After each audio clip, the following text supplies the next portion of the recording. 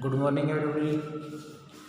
बेटा जो कल की जो अपनी क्लास हुई थी वो थी हमारी वर्ब की फर्स्ट फॉर्म से शुरू होने वाले वाक्यों का पैसिव वॉइस बनाना और डू नॉट से शुरू होने वाले वाक्यों का पैसिव वॉइस बनाना।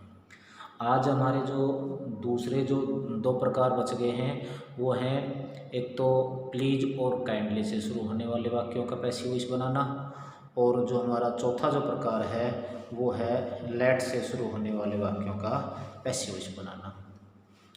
ये हमारा जो लास्ट है पैसिव वॉइस वो है। इसके बाद जो हमारा पैसिव वॉइस जो नामक टॉपिक है वो हो जाएगा ख़त्म, ठीक है ना। तो आज अपन शुरू करते हैं अपना जो तीसरा जो प्रकार है वो है प्लीज और काइंडली से शुरू होने वाले वाक्यों का पैसिव वॉइस बनाना।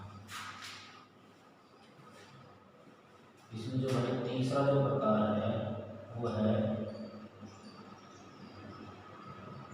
प्लीज और काइंडली से शुरू होने वाले वाक्यों का पीवी बनाना। जैसा कि नाम से स्पष्ट है हमारा प्लीज और काइंडली से शुरू होने वाले वाक्यों का पैसिव वॉइस बनाना। तो सबसे पहले तो एक तो बात ये कि जो प्लीज और जो काइंडली है ना, ये हमारे किसके सूचक हैं? ये हमारे निवेदन के सूचक हैं, विनम्र प्रार्थना के सूचक हैं, ठीक है ना। तो इनसे अगर कोई वाक्य शुरू है तो उनका अपन पैसिव वॉइस कैसे बनाएंगे?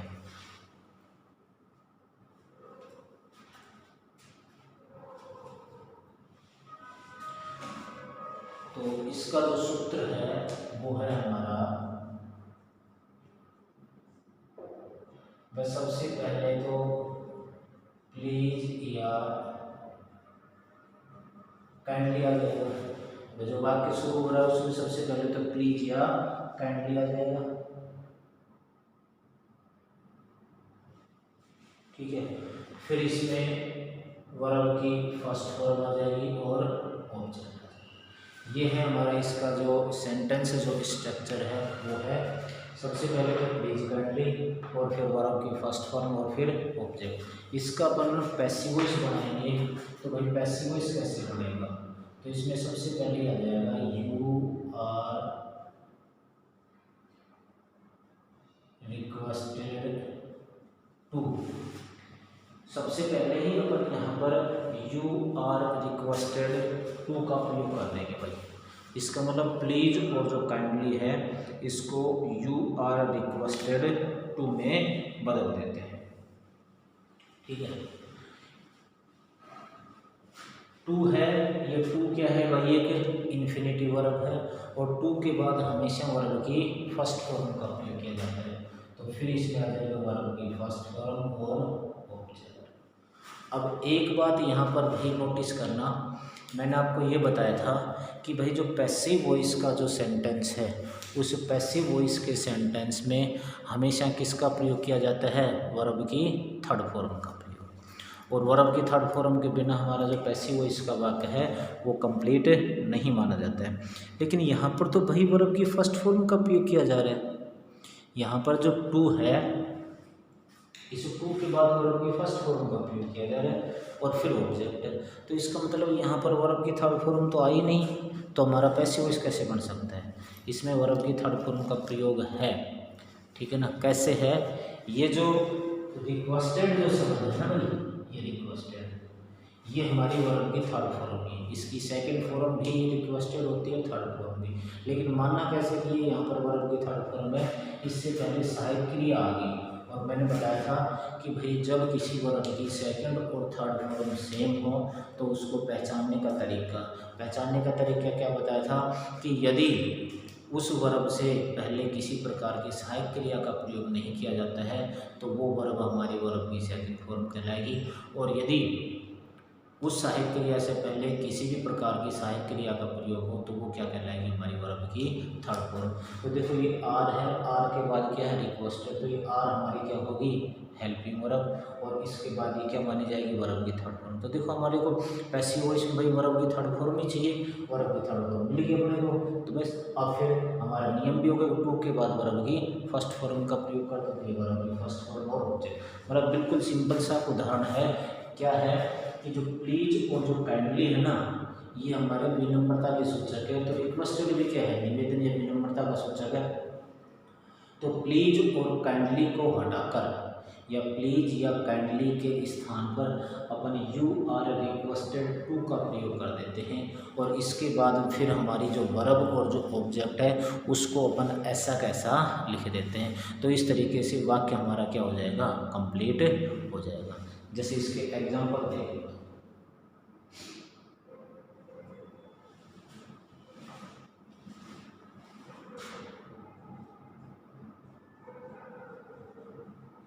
प्लीज टेक योर सीट, ठीक है भाई। प्लीज काइंडली से शुरू है, ठीक है ना, तो क्या आ जाएगा, यू आर रिक्वेस्टेड टू, तो इसका पैसिव वॉइस है you are requested to. To के बाद फिर वर्ब की फर्स्ट फॉर्म है, तो टेक क्या है यहाँ पर, वर्ब की फर्स्ट फॉर्म, तो टेक का क्या जाएगा, ऑब्जेक्ट क्या है, योर सीट, तो यहाँ पर क्या जाएगा, योर सीट। तो इस तरीके से हमारा पैसिव वॉइस कंप्लीट हो जाएगा। दूसरा जो है वो है काइंडली हेल्प द पुअर। इसका पैसिव वॉइस कैसे बनाएंगे, यहाँ पर आ जाएगा यू आर रिक्वेस्टेड टू, ठीक है ना, और फिर हेल्प द पुअर। ये तो बिल्कुल सरल वाक्य है, ठीक है ना।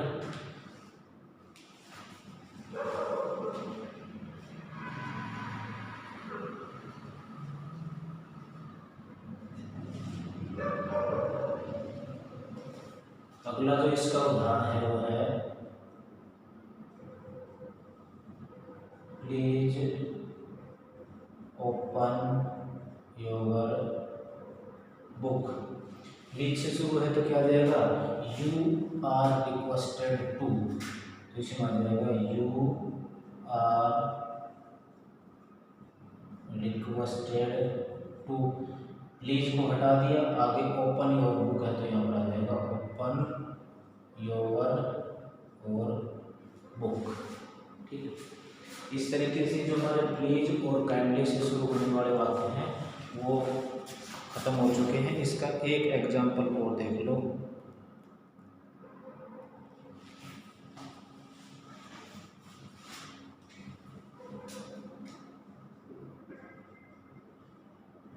Please allow me to go. Please से शुरू है तो क्या हो जाएगा, you are requested to. Please kindly को हटा देंगे, आगे कैसे कैसे हो, अलाउ मी टू गो, ठीक है ना, ये ऐसे कैसे वाक्य आ जाएगा। तो इस प्रकार से जो हमारे प्लीज और काइंडली से शुरू होने वाले वाक्य हैं वो हो चुके हैं समाप्त। अब इसके आगे जो अपना अगला जो प्रकार है वो है लेट से शुरू होने वाले वाक्यों का पैसिव वॉइस बनाना।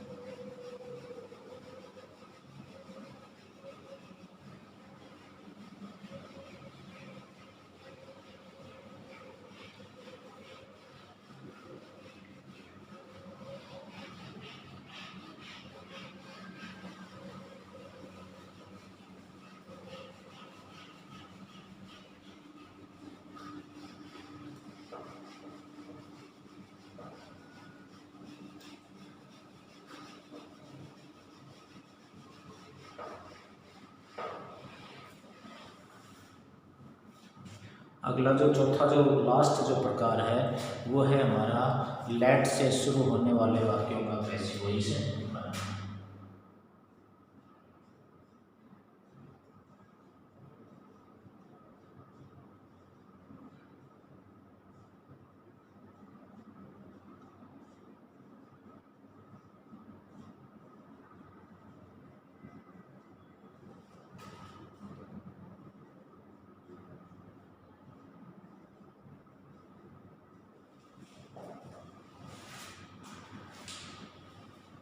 लेट से शुरू होने वाले वाक्यों का पैसिव वॉइस बनाना।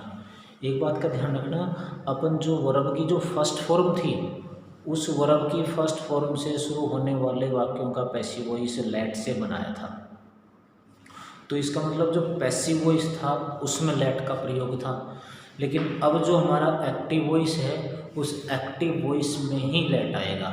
यदि एक्टिव वॉइस में लेट आए तो उसका अपने को पैसिव वॉइस कैसे बनाना है, तो इसका जो सेंटेंस जो पैटर्न है, सूत्र है, वाक्य संरचना है, वो हमारी निम्न प्रकार से रहेगी।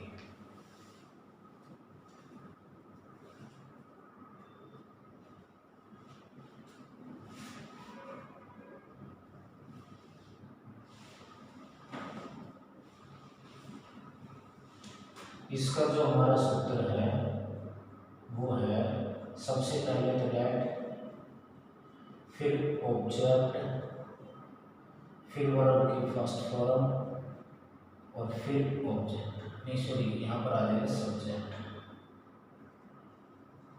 ठीक है, सबसे पहले तो लेट, फिर सब्जेक्ट, फिर वर्ब की फर्स्ट फॉर्म और फिर ऑब्जेक्ट। ये तो है हमारा एक्टिव वॉइस जो वाक्य है उसका सेंटेंस पैटर्न। जब इसको अपन पैसिव वॉइस में बदलेंगे तो क्या आ जाएगा भाई, सबसे पहले तो लेट का तो लेट आ जाएगा, ठीक है ना, फिर ऑब्जेक्ट आ जाएगा, फिर बी, फिर वर्ब की थर्ड फॉर्म, फिर बाई और फिर सब्जेक्ट। ठीक है भाई, ये हमारा पैसिव वॉइस जो वाक्य है उस वाक्य का हमारा जो सेंटेंस जो पैटर्न है वो है।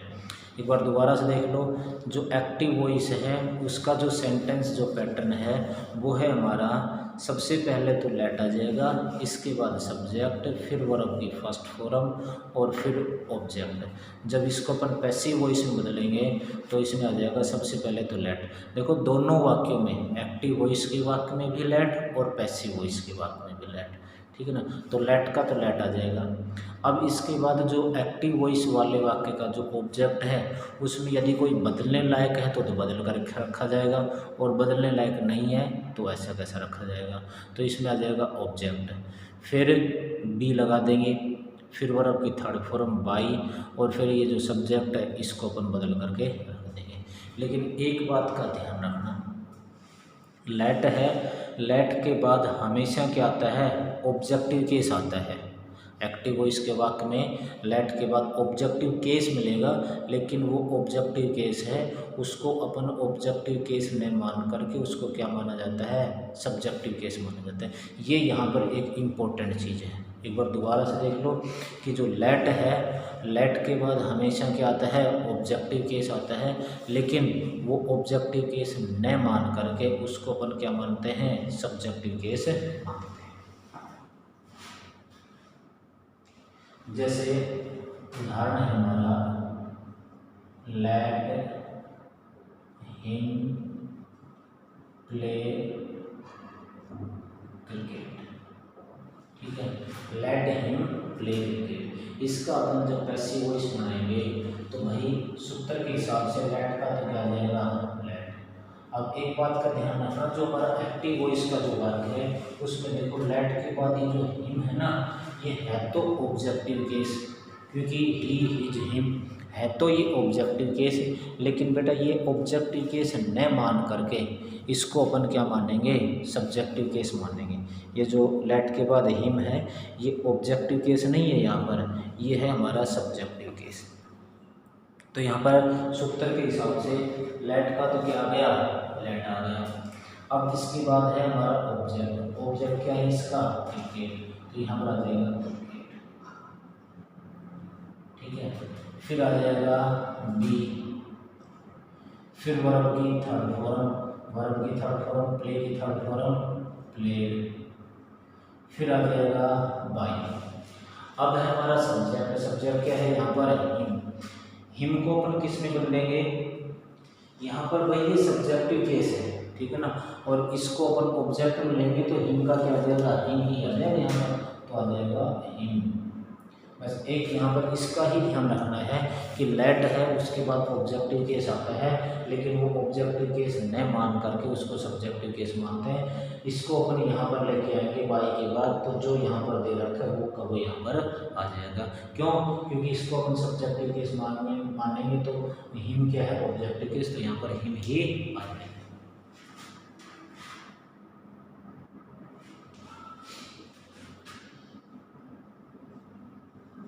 Let her make tea, ठीक है।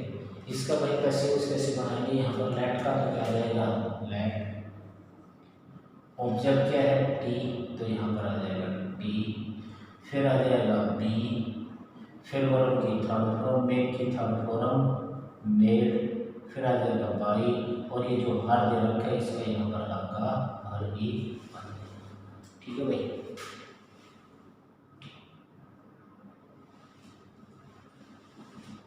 अगला जो वाक्य है वो हमारा लेट अस गो होम, इसका कैसे बनाएंगे, लेट का तो क्या जाएगा लेट, फिर है ऑब्जेक्ट, ऑब्जेक्ट है होम, ठीक है, फिर आ जाएगा बी, फिर वर्ब की थर्ड फॉर्म गॉन, और फिर आ जाएगा बाई, और फिर आ जाएगा अस। अगला जो उदाहरण है वो हमारा लेट मी डू दिस, इसका कैसे बनाएंगे, लेट का तो आ जाएगा लेट, ऑब्जेक्ट क्या है दिस, इसका दिस आ गया, इसके बाद बी, वर्ब की थर्ड फॉर्म डन, फिर बाई, और आई का क्या हो जाएगा मी, यानी मी का क्या होगा मी, यहाँ पर बस का बस। इस तरीके से ये जो हमारे लेट से शुरू होने वाले वाक्य थे ये क्या हो चुके हैं कंप्लीट। एक बार दोबारा से देख लो, लेट हिम प्ले क्रिकेट, तो यहाँ पर भाई सूत्र के हिसाब से लेट का तो लेट आ गया, ऑब्जेक्ट क्या इसका क्रिकेट, तो क्रिकेट आ गया, इसके बाद बी का प्रयोग, फिर वर्ब की थर्ड फॉर्म प्लेड, फिर बाई, और हिम को अपन ऐसे ही रख देंगे हिम का हिम। दूसरा जो है लेट हर मेक टी, तो लेट का तो लेट आ गया, ऑब्जेक्ट है इसका टी, तो टी आ गया, फिर इसके बाद बी का प्रयोग कर देंगे, फिर वर्ब की थर्ड फॉर्म, मेक की थर्ड फॉर्म होती है मेक, मेड, मेड, तो मेड आ गया, बाई, और हर को अपन इसी तरीके से रख देंगे हर। तीसरा जो सेंटेंस है वो है हमारा लेट अस गो होम, तो लेट का तो लेट रख दिया, ऑब्जेक्ट है इसका होम, होम आ गया, इसके बाद बी का प्रयोग कर दिया, फिर वर्ब की थर्ड फॉर्म, गो की थर्ड फॉर्म गॉन, फिर आ जाएगा बाई, और अस को अपन इससे ही इसी स्थिति में रख दिया अस का अस। अगला जो है वो है लेट मी डू दिस, तो लेट का तो आ गया लेट, ऑब्जेक्ट इसका दिस आ गया, इसके बाद बी का प्रयोग, फिर वर्ब की थर्ड फॉर्म डन, फिर बाई, और मी का क्या आ गया मी। इस तरीके से जो हमारे पैसिव वॉइस नामक जो टॉपिक हैं वो हो चुके हैं पूरे। इसका मैं आपको जो गृह कार्य है वो मैं आपको दे देता हूँ।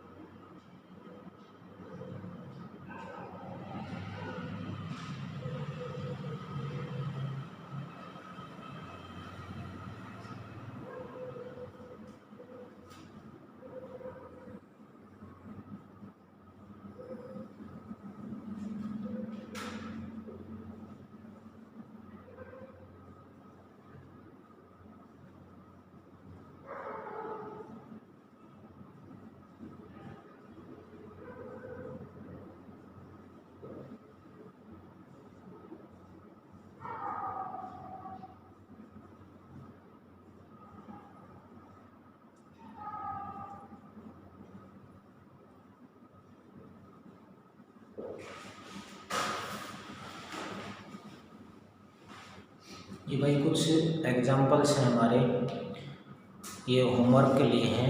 पहला है हमारा प्लीज अवॉइड बैड कंपनी। दूसरा है हमारा प्लीज टेक द मेडिसिन्स। तीसरा है kindly take down my address. चौथा है हमारा लेट हिम कुक फूड। पांचवा है हमारा let the teacher teach English. छठा है हमारा let the crow sing a song. इसमें जो तीन जो सेंटेंस हैं भाई ऊपर के, वो तो प्लीज और काइंडली से शुरू होने वाले हैं।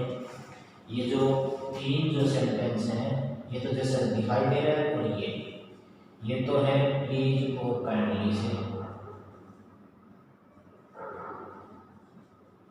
और ये है लेट से शुरू होने वाले। तो ये आपका होमवर्क है, और इसी के साथ जो हमारा वॉइस नामक जो टॉपिक है वो कंप्लीट हो चुका है। इसके जो भी कोई होमवर्क मैंने आपको दिए हैं, क्योंकि लगभग जो भी मैंने आपको वाक्य करवाए हैं उन वाक्य के नीचे मैंने आपको गृह कार्य दिया गया है। तो जो भी कोई मैंने वाक्य करवाए गृह कार्य दिया गया है वो गृह कार्य आप अपना कर लेना। और जब भी अपनी स्कूल लगेगी तो स्कूल लगते ही संभावित जो तारीख है वो हमारी 31 तारीख सोमवार को लगने की संभावना है। इसके लिए आप अपना जो वैक्सीनेशन है वो ज़रूर करवा लें। जिस बच्चे की जिस स्टूडेंट की उम्र 15 साल हो गई है तो अपना जो वैक्सीनेशन है वो करवा लें, ठीक है ना। क्योंकि गवर्नमेंट है वो अब 15 साल से ऊपर के बच्चों को वैक्सीन भी लगाना शुरू कर दिया है। स्कूल में आओ तो वैक्सीन लगवा करके आना। इसके लिए अपना वैक्सीन लगाते ही जो अपना प्रमाण पत्र है वो जारी हो जाता है। तो जो भी आपको होमवर्क दिया गया है सभी सब्जेक्ट में, उसका जैसे ही स्कूल लगती है तो उसका होमवर्क चेक किया जाएगा, ठीक है ना। तो आप अपना जो होमवर्क है वो कंप्लीट रखें, और तब तक के लिए thank you and have a nice